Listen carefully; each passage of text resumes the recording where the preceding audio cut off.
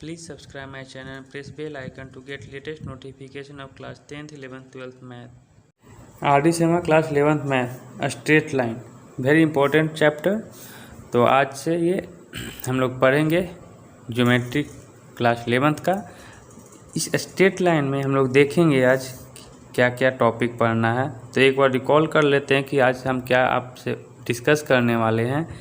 First, slope of line.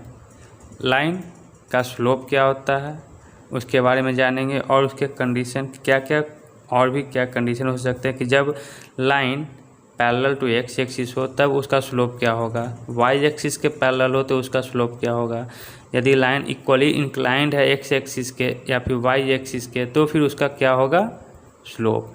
तीनों condition पढ़ने के बाद स्लोप के बारे में जाने के बाद कंक्लूजन निकालेंगे कि क्या कब पॉजिटिव स्लोप आएंगे कब निगेटिव स्लोप आएंगे। फिर नेक्स्ट है slope of line passing through 2 point. यदि 2 पॉइंट दिया हुआ है लाइन का तो 2 पॉइंट गिवन है तो फिर हम उससे स्लोप कैसे फाइंड आउट करते हैं, फिर उस पर बेस्ड कुछ एग्जाम्पल करेंगे ताकि कॉन्सेप्ट क्लियर हो जाए। नेक्स्ट है एंगल बिटवीन 2 लाइन। 2 लाइन जब इंटरसेक्ट करेंगे तो उसके बीच में एंगल फॉर्म होगा।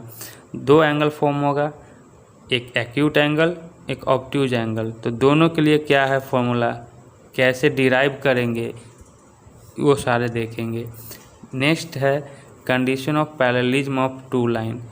जब 2 लाइन पैरेलल हो तो उसका क्या कंडीशन होता है, जब 2 लाइन परपेंडिकुलर हो तो उसके लिए क्या कंडीशन है। तो ये था आज का टॉपिक। तो चलिए 1 बाय 1 सभी टॉपिक को डिस्कस करते हैं। स्ट्रेट लाइन का डिफिनीशन देखते हैं क्या है ये। Straight line is a curve. Straight line एक कर्व ही है। तो कर्व आपके माइंड में अगर है तो कर्व इस टाइप का होता है तो दिमाग से निकाल दें, है ना। ये स्ट्रेट लाइन क्या है, कर्व ही है। जैसे मान लीजिए एक स्ट्रेट लाइन, इसको क्या बोल रहे हैं curve. Such that every point on the line segment, इस लाइन सेगमेंट पे इनफाइनाइट पॉइंट होंगे ना, इस तरह से इनफाइनाइट पॉइंट होंगे। तो every point on the line segment joining any 2 point on it lies on it. तो मान लीजिए सपोज कि 2 पॉइंट को ज्वाइन कर रहे हैं तो ये जो 2 पॉइंट को ज्वाइन करने पे ये लाइन पे ही आपको आएंगे, इसी को बोलते हैं स्ट्रेट लाइन। सिंपल था। चलिए नेक्स्ट अब स्टार्ट करते हैं स्ट्रेट लाइन का ही next topic, slope of line. Line का स्लोप कैसे फाइंड आउट करते हैं उसके बारे में। स्लोप होता क्या है, पहले ग्राफ से इसको समझ लें। सपोज कि ये एक्स एक्सिस है और ये वाई एक्सिस है। मैं एक लाइन ड्रॉ कर दिया। सपोज ये लाइन है जो एल है। तो ये जो लाइन एल है एक्स एक्सिस को एक्स एक्सिस से कितने एंगल बना रहा है, सपोज मैं मान लिया थीटा। तो इसी थीटा को बोलते हैं इंक्लाइनेशन ऑफ लाइन। ये जो लाइन है एक्स एक्सिस से कितना इंक्लाइंड है तो इसको बोलेंगे इंक्लाइनेशन ऑफ लाइन। ठीक है। अब इसको अगर डिफाइन करूं कि स्लोप कैसे डिफाइन करेंगे तो बोल सकते हैं positive direction of the x axis. X axis से पॉजिटिव डायरेक्शन में जो एंगल बनेंगे उसी को बोलते हैं स्लोप लाइन का। वही डिफाइन कर रहा हूँ, positive direction of the x axis. कैसे, एंटी क्लॉकवाइज में जा रहे हैं ना, इन एंटी क्लॉकवाइज, एंटी क्लॉकवाइज इसी को बोलते हैं कॉल्ड स्लोप। या तो स्लोप बोलें या फिर किसी बुक में ग्रेडियंट भी बोला जाता है, gradient of the line. Slope तो बहुत कुछ थोड़ा बहुत समझ में आया होगा। चलिए और डिटेल में जानते हैं कि क्या क्या इसका टाइप्स होंगे। तो देखते हैं। पहले तो ये थीटा जो हुआ, अगर टैन लगा दूं तो टैन थीटा को ही बोलते हैं स्लोप ऑफ लाइन एल। और इस tan थीटा को हम रिप्रेजेंट करते हैं, रिप्रेजेंटेड बाय m के द्वारा रिप्रेजेंट करते हैं। या आप तो ये दोनों को कंबाइन करके हम बोल सकते हैं, या तो m बोल सकते हैं या फिर tan थीटा, दोनों एक ही चीज़ है। ठीक है, चलिए तो कुछ मैं एक एग्जांपल ले लूँ। सपोज यहाँ पे एक कोऑर्डिनेट एक्सिस बना दूँ, x एक्सिस y एक्सिस, एक लाइन ले लिया सपोज l, x एक्सिस के साथ पॉजिटिव डायरेक्शन बोले तो एंटी क्लॉकवाइज डायरेक्शन में 30 डिग्री इंक्लाइंड है। इसका तो स्लोप जो होगा tan थीटा, या आप बोल सकते हैं m, तो थीटा कितना है 30, तो tan 30 1/√3, यही इसका लाइन का स्लोप हो गया। ठीक है, चलिए और इसका अब एक कंडीशन देखते हैं कि जब लाइन x एक्सिस के पैरेलल हो और लाइन y एक्सिस के पैरेलल हो तो क्या कंडीशन हो सकते हैं। तो मैं नेक्स्ट लिखूँगा कि line parallel to x axis. तो ग्राफ से समझो कि कैसा लाइन होगा वो, ये x एक्सिस मान लिया, इसको y, इधर x डैश y डैश, तो x एक्सिस तो यही है, इसके पैरेलल में ये लाइन सपोज मैं ले लिया l। तो जब ये लाइन x एक्सिस के पैरेलल होगा तो फिर स्लोप क्या होंगे। तो स्लोप निकालने के लिए तो एंगल चाहिए। तो ये जो लाइन है l x एक्सिस के साथ कितना एंगल बना रहा है, कोई भी नहीं। ये लाइन l जब तक x को इंटरसेक्ट नहीं करेगा तो हम कैसे बोल सकते हैं कि कितना एंगल बना रहा है, नहीं ना। तो अभी तो इंटरसेक्ट कर नहीं रहा है, तो ये तो 0 डिग्री बना रहा है। तो एंगल यहाँ पे क्या आया 0 डिग्री। तो m निकाल सकते हैं ना, m equal to tan theta, theta क्या है 0, tan 0 क्या होता है 0। यदि लाइन l x एक्सिस के पैरेलल है तो m क्या हो गया 0। कहीं आप क्वेश्चन अगर बना रहे हैं तो वहाँ पे गिवन है इफ़ m इक्वल टू 0, तो इससे आप क्या समझेंगे कि line is parallel to x axis converse. या फिर बोल सकते हैं ये लाइन l को आप x एक्सिस भी बोल सकते हैं। इस लाइन को आप नीचे डाउनवर्ड लाते गए, ऐसे ऐसे डॉट डॉट डॉट करके बनाते जाएं। एक समय होगा कि ये जो लाइन l होगा वो खुद एक x एक्सिस ही बनेगा। तो x एक्सिस खुद एक पैरेलल होगा ना अपने x एक्सिस के। ज़्यादा कन्फ्यूजन वाला बात नहीं है। हम बोल सकते हैं अगर m 0 है तो बोलेंगे line is parallel to x axis, या फिर x एक्सिस वो खुद हो सकता है और line is x axis itself. अब ये x एक्सिस भी तो एक लाइन ही है ना, तो अगर इसका स्लोप निकालने के लिए क्या है तो क्या करेंगे, तो ये x एक्सिस के साथ खुद के साथ कितना एंगल बना रहा है 0 डिग्री। सिंपल था। चलिए नेक्स्ट कंडीशन अगर ले लूँ, यदि लाइन y एक्सिस के पैरेलल हो तो क्या होगा, पैरेलल टू y एक्सिस। इस कंडीशन में फिर से अगेन मैं ग्राफ बनाऊं, ये x एक्सिस y एक्सिस, नीचे में y डैश x डैश। तो y एक्सिस के पैरेलल तो मैं यहाँ पे एक लाइन ड्रॉ कर दिया, ये लाइन l है जो y के पैरेलल है। ये लाइन अब जब भी स्लोप निकालते हैं तो y एक्सिस को कट कर रहा है या इंटरसेक्ट कर रहा है वो मायने नहीं रखता। हम डिफिनीशन में ही बताए थे ये जो लाइन l है x एक्सिस के साथ कितना इंक्लाइंड है। तो यहाँ पे देख रहे हैं कि ये क्या है 90 डिग्री है, तो एंगल कितना हो गया 90। तो स्लोप अगर निकालें तो m equal to tan theta, और थीटा है 90 डिग्री, तो क्या होगा इनफाइनाइट। तो यहाँ से फिर से बोल सकते हैं कि यदि m कहीं क्वेश्चन में प्रॉब्लम अगर सॉल्व करो तो वहाँ दिया हुआ इनफाइनाइट, तो इससे पता चलेगा क्या कि line is parallel to Y axis, Y axis के पैरेलल होगा या फिर वो वाई एक्सिस खुद होगा और वाई एक्सिस इटसेल्फ। क्लियर। चलिए, तो दो कंडीशन। तीसरा कंडीशन है तो पहले नोट कर लें, फिर देखते हैं क्या है और क्या आ सकता है ऑप्शन में।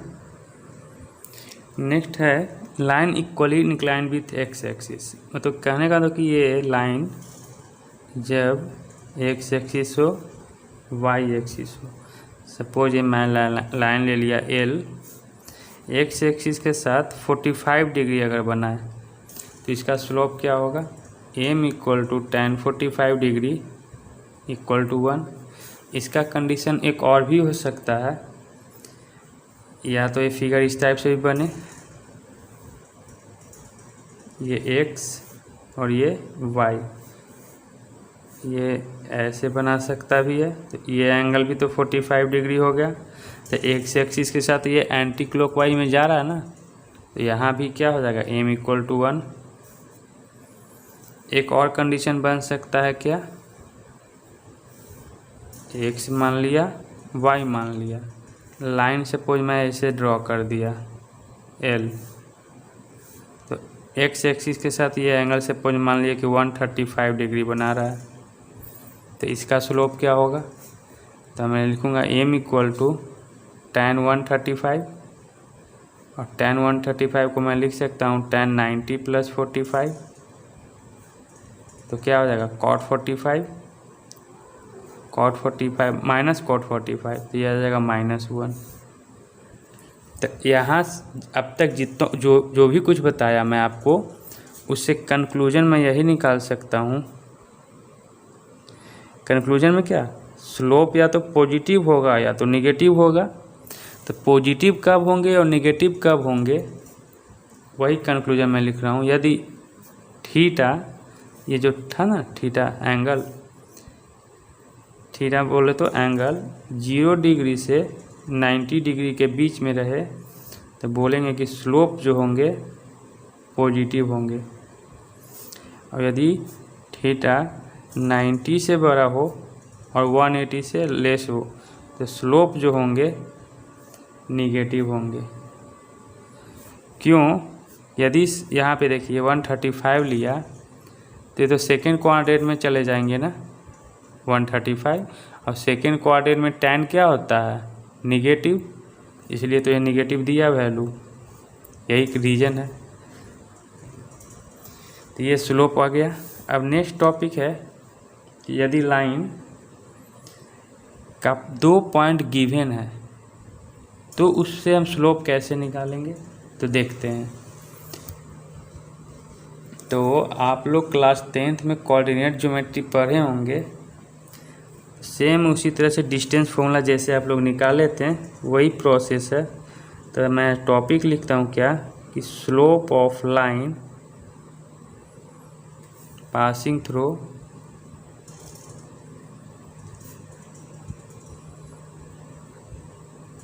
Two point.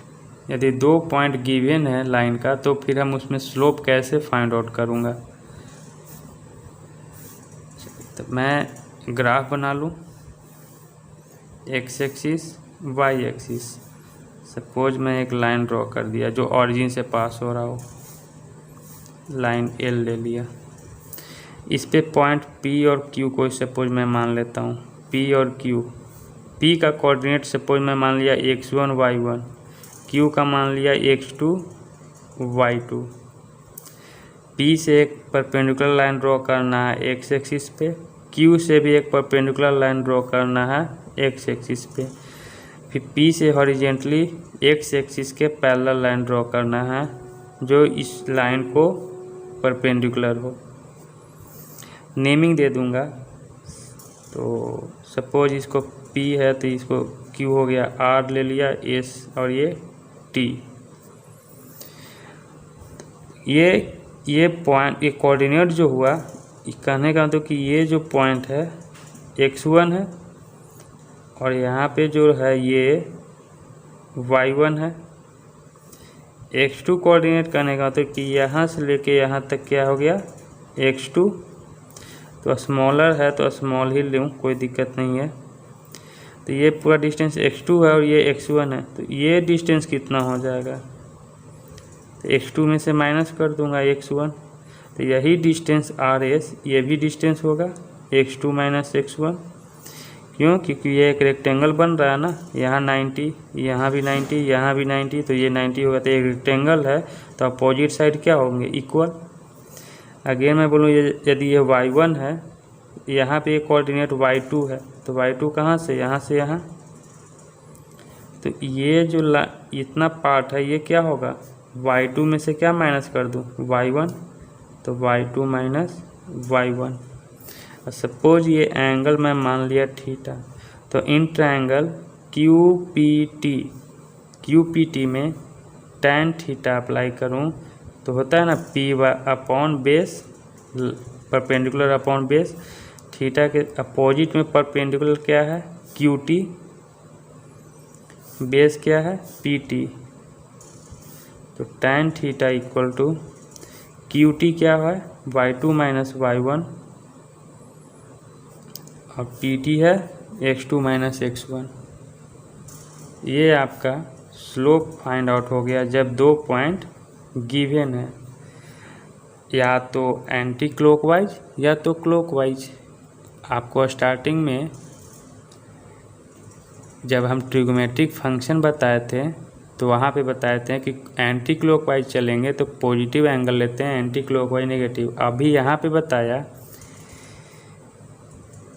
कि 90 डिग्री के बीच में अगर थीटा रहा तो पॉजिटिव होगा एक्यूट एंगल के लिए, 90 से बड़ा हो तो ऑब्ट्यूज एंगल। तो दोनों के लिए सेम ही फॉर्मूला लगेंगे, ठीक है।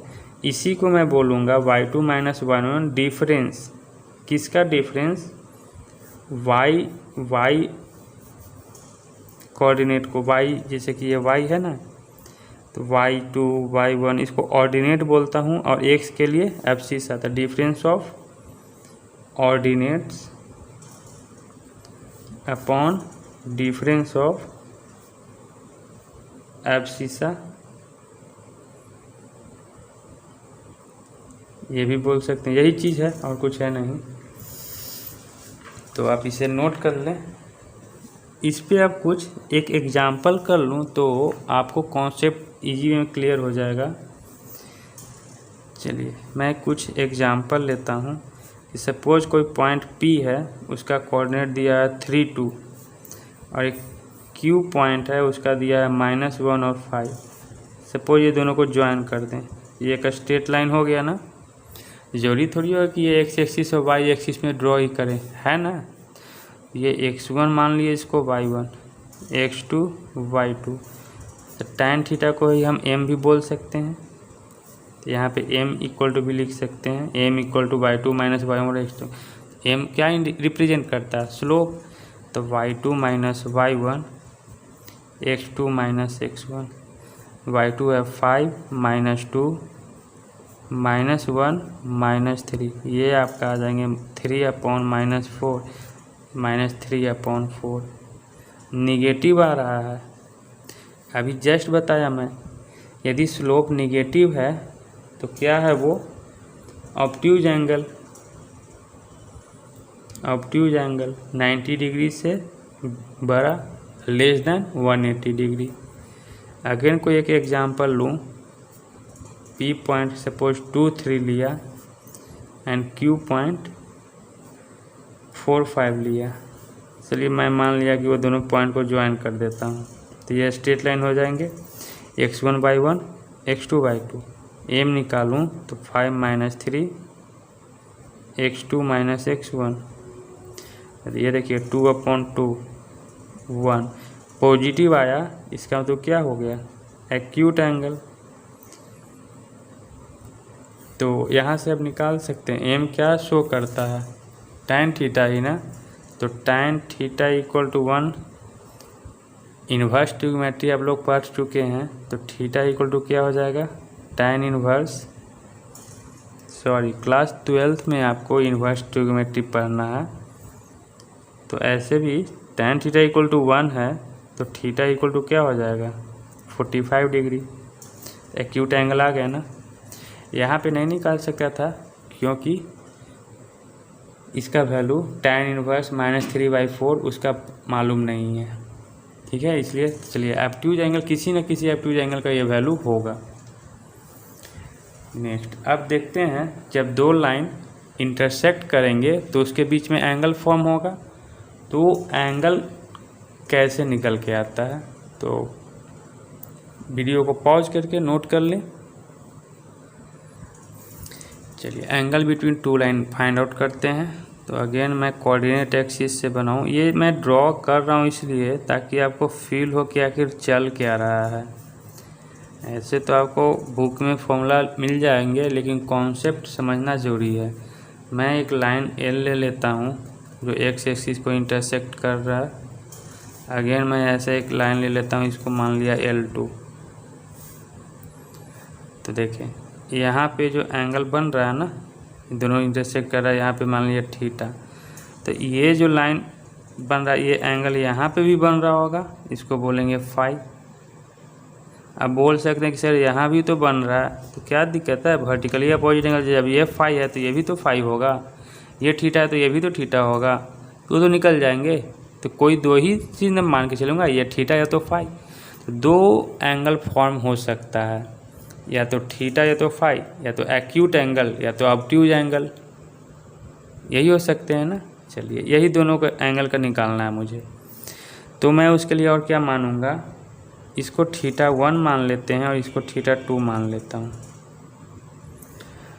तो लाइन L1 के लिए M1 स्लोप, ठीक है ना, लाइन L है तो उसके लिए स्लोप होगा ना, तो उसके लिए मैं मान लिया M1। एंगल कितना है, कितना इंक्लाइंड है एक्स एक्सिस से, θ1, तो ये tan θ1 हो जाएगा। तो L2 के लिए क्या है θ2, तो उसके लिए स्लोप मैं मान लिया tan θ2। तो यहाँ पे लिख सकते हैं स्लोप ऑफ लाइन L1, यहाँ पे लिख सकते हैं स्लोप ऑफ लाइन L2, और थीटा को क्या मान लिया, एंगल बिटवीन टू लाइन, या एंड और नहीं होगा, फाई भी होगा। फाई भी क्या है, एंगल बिटवीन टू लाइन। तो जो भी था मैं लिख लिया गिवन। अब चलते हैं देखते हैं क्या है, कैसे निकल के आएंगे। फिगर तो जरूरी है ना। चलिए यहाँ पे देखें कि एक ट्रायंगल बन रहा है, फॉर्म हो रहा है ट्रायंगल। ये नेमिंग नहीं दिया हूँ, अगर नेमिंग देना है तो दे सकते हैं। यहाँ पे ए मान लीजिए, ये बी और ये सी, तो बोलेंगे in triangle ABC θ2 equal to θ1 plus theta, क्यों, by exterior angle property. Class 9th में 10th में हर जगह पढ़ चुके हैं आप लोग ये चीज़। चलिए अब मैं क्या करूँ ना, दोनों साइड tan अप्लाई कर दूँ, तो ये हो जाएगा tan θ2 tan θ1 plus theta. Sorry अभी अप्लाई नहीं करेंगे, एक स्टेप मैं सॉल्व करूँ। थीटा का निकालना है ना एंगल, θ2 का तो नहीं निकालना है। तो थीटा इक्वल टू क्या हो जाएगा यहाँ पे, θ2 minus θ1। Now apply tan both side, तो ये हो जाएगा tan theta equal to tan θ2 minus θ1। अब यहाँ पे आप लोग ट्रिगोमेट्रिक तो अब पढ़ चुके हैं, ट्रिगोमेट्रिक फंक्शन, तो वहाँ पे बहुत कुछ फॉर्मूला जान चुके होंगे। तो आप रिकॉल करें और खुद माइंड में बताएं क्या होगा। सोचिए माइंड में, tan a माइनस बी का फॉर्मूला क्या होता है, tan a minus tan b upon 1 plus tan a into tan b। वही फॉर्मूला यहाँ पे अप्लाई करूँगा tan θ2 माइनस θ1 में। तो मैं लिखूँगा tan θ2 minus tan θ1 upon 1 plus tan θ1 tan θ2। ये tan थीटा इक्वल टू, और tan थीटा ही को क्या मानते हैं, m स्लोप बोलते हैं ना। चलिए, तो नहीं m अगर नहीं लिखना है तो tan ही थीटा रहने दें। चलिए, अब tan थीटा को क्या माने थे, m2, तो m2 tan थीटा को m1 upon 1 plus m1 into m2, ये आ गया आपको tan थीटा का एंगल बिटवीन टू लाइन। तो ये कौन से एंगल का बना है, ये तो नहीं पता अभी तक ना, पता है ना, ये क्या देख नहीं रहे हैं, एक्यूट एंगल बन रहा है। तो ये एक्यूट एंगल के लिए है, और एक्यूट एंगल हमेशा पॉजिटिव होता है, तो ये हमेशा मॉडुलस में लेके चलेंगे। नेक्स्ट फाई के लिए निकालते हैं। तो मैं फाई के लिए बोल सकता हूँ लीनियर पेयर से phi plus theta equal to 180 degree linear pair. यदि आप लोग 10th पास आउट हो गए तभी तो 11th पढ़ रहे हैं ना, तो अगर माइंड में है कि अब 10th से बहुत सारा मुश्किलों का सफ़र करना पड़ा, तय करना पड़ा, प्रॉब्लम हुआ, अब उससे छुटकारा मिल गया, ऐसा नहीं है। मैथ है, खेल नहीं है। आपको अप टू क्लास 10th क्या सीखे हैं, 11th 12th में क्या अप्लाई करने आ जाए, आपको इमेजिन ही नहीं कर सकते हैं। बोलने का मतलब जो भी कुछ पढ़ें आपको हर चीज़ रिकॉल करना रहना पड़ेगा माइंड में। कॉपी लेके कभी भी बैठ जाएं और एक बार नोट को, जो भी होगा आपका क्लास 10th का 9th का, अगर भूल गए हैं तो रिकॉल कर सकते हैं, बेनिफिट होगा आप ही के लिए। ये तो बेसिक चीज़ है लीनियर पेयर, तो आपको मालूम है, लेकिन और भी बहुत कुछ है जो 10th वाला कॉन्सेप्ट यूज होगा आगे। चलिए, ज़्यादा लेक्चर दूंगा तो फिर बोलेंगे वीडियो भी लंबा चला जाएगा। ठीक, फाई इक्वल टू क्या हो जाएगा, 180 minus theta, tan again apply करूँगा तो tan phi equal to tan 180 minus theta. तो tan 180 minus theta second quadrant, तो मैं बोल सकता हूँ minus tan theta tan phi equal to, और tan थीटा का तो अभी निकाला ना मैं, क्या बताया वो, m2 minus m1 upon 1 plus m1 into m2, तो ये माइनस में आएंगे। अब माइनस शो कर रहा, तो ये ऑब्ट्यूज एंगल के लिए है, तो आपको माइनस आएगा तब समझिए कि ऑब्ट्यूज एंगल है ना। चलिए, ये हो गया angle between two line. Next दो और इम्पोर्टेंट पॉइंट है जो डिस्कस करते हैं, कंडीशन कि परपेंडिकुलर का कंडीशन क्या है, पैरेलल का क्या कंडीशन है ना। तो आप पहले इसे नोट कर लें, नेक्स्ट मूव करते हैं। चलिए देखते हैं कि क्या है पैरेललिज्म का। जब लाइन पैरेलल हो दोनों तो उसका कंडीशन क्या है। तो अगेन मैं ग्राफ बना लूँ, एक्स एक्सिस वाई एक्सिस, दो लाइन ड्रॉ करता हूँ जो एक्स एक्सिस को कट कर, इसको एल मान लिया, और सपोज एक और लाइन ड्रॉ कर लिया, ये L2 हो गया। तो ये जो लाइन L1 है एक्स एक्सिस के साथ कुछ ना कुछ तो इंक्लाइन होगा, उसको मान लिया θ1, ये भी तो है ना, इसको मान लिया θ2। तो यहाँ पे बोल सकते हैं कि जो लाइन होगा स्लोप का, उसके लिए tan θ1 होगा, और स्लोप ऑफ लाइन L2 के लिए मैं ले लूँगा tan θ2, क्योंकि एंगल θ2 है तो स्लोप क्या हो जाएगा tan θ2। जान रहे कि दोनों लाइन क्या है, गिवन है, पैरेलल है। Since L1 parallel to L2, तो मैं बोल सकता हूँ θ1 इक्वल टू θ2। अगेन आया ना कॉन्सेप्ट 10th का, याद है, सिंपल तो है, कॉरस्पॉन्डिंग एंगल क्लियर। अब θ1 tan अप्लाई कर दें दोनों साइड, बोथ साइड, तो tan θ1 equal to tan θ2। 2। tan theta 1 के लिए इसको मैं m1 मान लूँगा और इसको m2, तो tan थीटा 1 के लिए जाएगा m1 और ये m2। ये कंडीशन है पैरेललिज्म का, मतलब जब दो लाइन पैरेलल हो तो दोनों का स्लोप इक्वल होते हैं। तो मैं यहाँ पे लिख सकूँगा स्लोप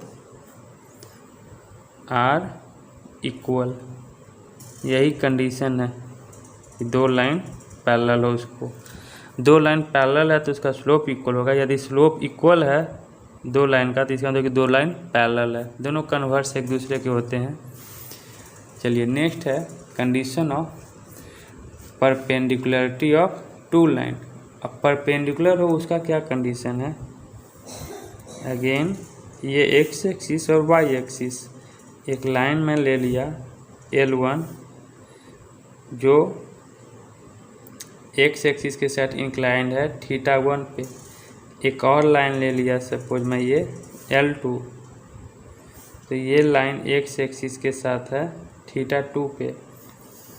और कंडीशन हमको पढ़ना क्या है परपेंडिकुलरिटी का, कि दोनों लाइन कैसे इंटरसेक्ट हो रहा होगा, एक दूसरे को 90 डिग्री पे इंटरसेक्ट कर रहा है।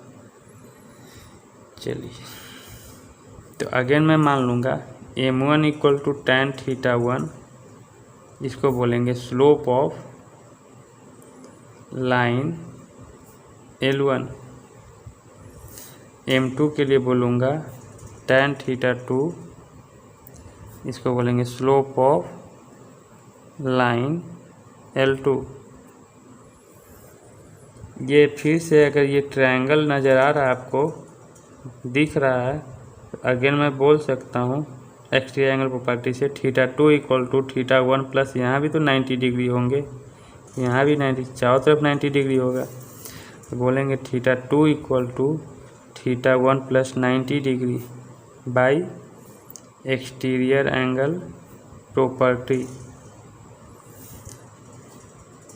ठीक है, tan अप्लाई कर दूँ दोनों साइड, तो tan theta 2 equal to tan 90 को पहले लिख सकते हैं, एडिशन में तो लिख सकता हूँ ना 90 प्लस थीटा 1। ऐसा इसलिए लिखा कि tan 90 प्लस थीटा 1 जानते हैं सेकेंड क्वाड्रेंट में जा रहा है तो माइनस कॉट थीटा 1 होता है। और कॉट को मैं लिख सकता हूँ ना tan theta 1, tan theta 1, tan theta 2 equal to tan theta 2 को क्या माना था m2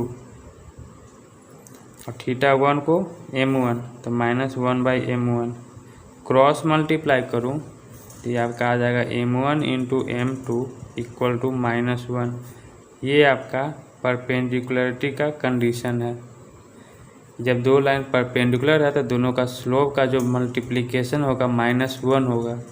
या आपके क्वेश्चन में ऐसा दिया हुआ हो कि दो लाइन है दोनों का स्लोप का मल्टीप्लिकेशन -1 है, इट मीन्स कि दोनों लाइन परपेंडिकुलर है।